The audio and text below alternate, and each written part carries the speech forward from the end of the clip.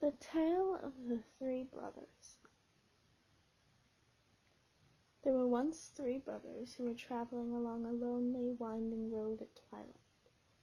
In time, the brothers reached a river too deep to wade through and too dangerous to swim across. However, these brothers were learned in the magical arts, and so they simply waved their wands and made a bridge appear across the treacherous water. They were halfway across it when they found their path blocked by a hooded figure. And Death spoke to them. He was angry that he had been cheated out of 3 new victims, for travelers usually drowned in the river. But Death was cunning.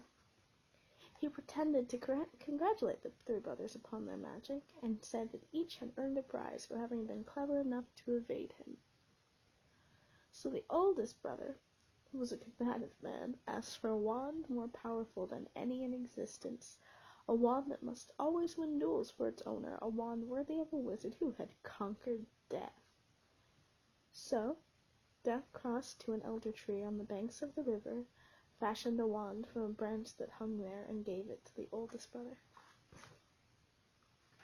Then the second brother, who was an arrogant man, decided that he wanted to humiliate Death still further, and asked for the power to recall others from death. So Death picked up a stone from the riverbank and gave it to the second brother, and told him that the stone would have the power to bring back the dead. And then Death asked the third and youngest brother what he would like. The youngest brother was the humblest and also the wisest of the brothers, and he did not trust Death. So he asked for something that would enable him to go forth from that place without being followed by Death. And Death, most unwillingly, handed over his own cloak of invisibility. Then Death stood aside and allowed the 3 brothers to continue on their way, and they did so, talking with wonder of the adventure they had had, and admiring Death's gifts. In due course the brothers separated, each for his own destination.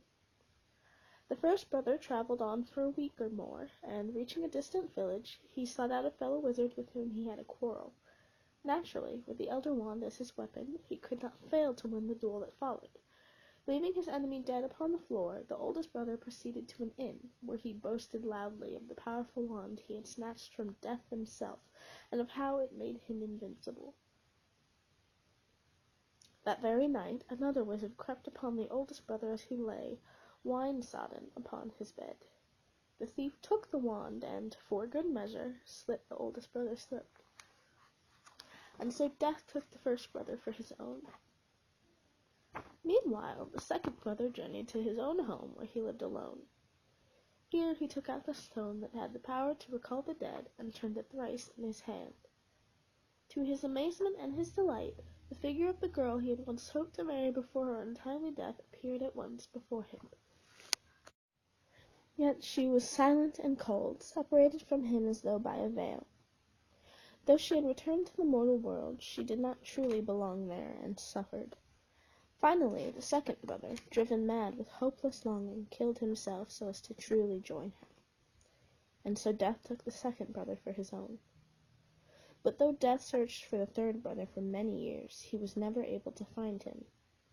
It was only when he had attained a great age that the youngest brother finally took off the cloak of invisibility and gave it to his son.